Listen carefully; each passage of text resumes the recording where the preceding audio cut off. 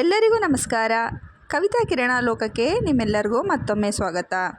ಚೈತ್ರ ಹುಣ್ಣಿಮೆ ಹನುಮ ಜಯಂತಿ ನಮಗೆ 2026ರಲ್ಲಿ ಯಾವಾಗ ಆಚರಣೆಯನ್ನು ಮಾಡಬೇಕು, ಚೈತ್ರ ಹುಣ್ಣಿಮೆ ಹನುಮ ಜಯಂತಿಯ ತಿಥಿ ಯಾವಾಗ ಪ್ರಾರಂಭವಾಗಿ ಯಾವಾಗ ಮುಕ್ತಾಯವಾಗುತ್ತೆ, ನಾವು ಪೂಜೆಯನ್ನು ಯಾವ ಸಮಯದಲ್ಲಿ ಮಾಡ್ಕೋಬೇಕು, ಹಾಗೆಯೇ ಚೈತ್ರ ಹುಣ್ಣಿಮೆ ವಿಶೇಷತೆ ಏನು ಅಂತ ಇವತ್ತಿನ ವಿಡಿಯೋದಲ್ಲಿ ತಿಳ್ಕೊಳ್ಳೋಣ ಸ್ನೇಹಿತರೆ. ಚೈತ್ರ ಮಾಸದ ಶುಕ್ಲ ಪಕ್ಷದಲ್ಲಿ ಬರುವಂಥ ಹುಣ್ಣಿಮೆಯನ್ನು ನಾವು ಚೈತ್ರ ಹುಣ್ಣಿಮೆ ಅಂತ ಕರಿತೀವಿ. ಈ ಚೈತ್ರ ಹುಣ್ಣಿಮೆ ದಿನ ಹನುಮಂತನು ಜನಿಸಿದನು ಅಂತ ಹೇಳಲಾಗುತ್ತೆ ಸ್ನೇಹಿತರೆ. ಹಾಗಾಗಿ ಈ ಚೈತ್ರ ಹುಣ್ಣಿಮೆ ದಿನವೇ ನಾವು ಹನುಮ ಜಯಂತಿಯನ್ನು ಆಚರಣೆಯನ್ನು ಮಾಡ್ತೀವಿ. ಈ 2026ರಲ್ಲಿ ಈ ಒಂದು ಚೈತ್ರ ಹುಣ್ಣಿಮೆ ಅಥವಾ ಹನುಮ ಜಯಂತಿಯನ್ನು ನಾವು ಏಪ್ರಿಲ್ 1ನೇ ತಾರೀಕು ಆಚರಣೆಯನ್ನು ಮಾಡಬೇಕಾ ಅಥವಾ 2ನೇ ತಾರೀಕು ಆಚರಣೆಯನ್ನು ಮಾಡಬೇಕಾ ಅಂತ ಮೊದಲನೇಗೆ ತಿಳ್ಕೊಳ್ಳೋಣ. ಮೊದಲನೇದಾಗಿ ನಮಗೆ ಹನುಮ ಜಯಂತಿ ಅಥವಾ ಚೈತ್ರ ಹುಣ್ಣಿಮೆ ನಮಗೆ ತಿಥಿ ಯಾವಾಗ ಪ್ರಾರಂಭವಾಗಿ ಯಾವಾಗ ಮುಕ್ತಾಯವಾಗುತ್ತೆ ಅಂತ ತಿಳ್ಕೊಳ್ಳೋಣ ಸ್ನೇಹಿತರೆ. ಹನುಮ ಜಯಂತಿ ಅಥವಾ ಚೈತ್ರ ಹುಣ್ಣಿಮೆ ತಿಥಿ ಪ್ರಾರಂಭವಾಗುವಂಥದ್ದು ಬುಧವಾರ ದಿನ ಏಪ್ರಿಲ್ 1ನೇ ತಾರೀಕು ಬೆಳಿಗ್ಗೆ 7:06 ಪ್ರಾರಂಭವಾದರೆ ಮರುದಿನ ಗುರುವಾರ ಏಪ್ರಿಲ್ 2ನೇ ತಾರೀಕು 7:46 ಮುಕ್ತಾಯ ಆಗುತ್ತೆ ಸ್ನೇಹಿತರೆ.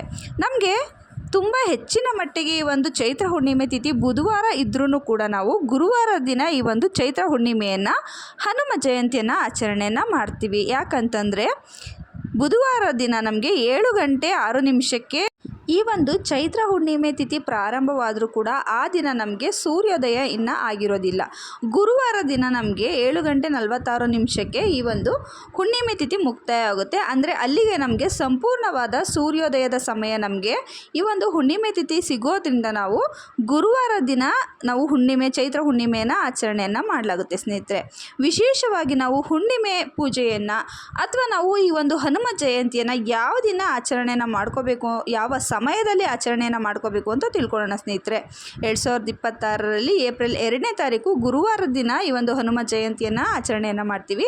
ವಿಶೇಷವಾಗಿ ಶುಭ ಮುಹೂರ್ತ ಪೂಜೆಗೆ ಯಾವುದು ಅಂತ ನೋಡೋದಾದರೆ ಹುಣ್ಣಿಮೆಗೆ ಬ್ರಾಹ್ಮಿ ಮುಹೂರ್ತದ ಪೂಜೆ ತುಂಬಾ ಸೂಕ್ತ ಅಂತ ಹೇಳ್ತಾರೆ. ಹಾಗಾಗಿ ಗುರುವಾರ ದಿನ ಬ್ರಾಹ್ಮಿ ಮುಹೂರ್ತದಲ್ಲಿ ಪೂಜೆಯನ್ನು ಮಾಡ್ಕೊಳ್ಳಿ. ಯಾಕಂತಂದರೆ ಹುಣ್ಣಿಮೆ ಪೂಜೆ ನಮಗೆ ಚಂದ್ರನ ಸಮಯದಲ್ಲಿ ಚಂದ್ರ ಉದಯ ಆಗಿರಬೇಕು, ಅಂದರೆ ಆಕಾಶದಲ್ಲಿ ಚಂದ್ರ ಇರಬೇಕು.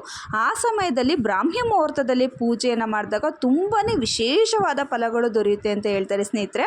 ಹಾಗಾಗಿ ನೀವು ಆದಷ್ಟು 4:15 5:46 ಒಳಗಡೆ ಈ ಒಂದು ಚೈತ್ರ ಹುಣ್ಣಿಮೆ ಪೂಜೆ ಹಾಗೆಯೇ ಹನುಮ ಜಯಂತಿಯನ್ನು ಆಚರಣೆಯನ್ನು ಮಾಡ್ಕೊಳ್ಳಿ. ತುಂಬಾ ಒಳ್ಳೆಯ ಫಲಗಳು ನಿಮಗೆ ಸಿಗ್ತವೆ ಸ್ನೇಹಿತರೆ.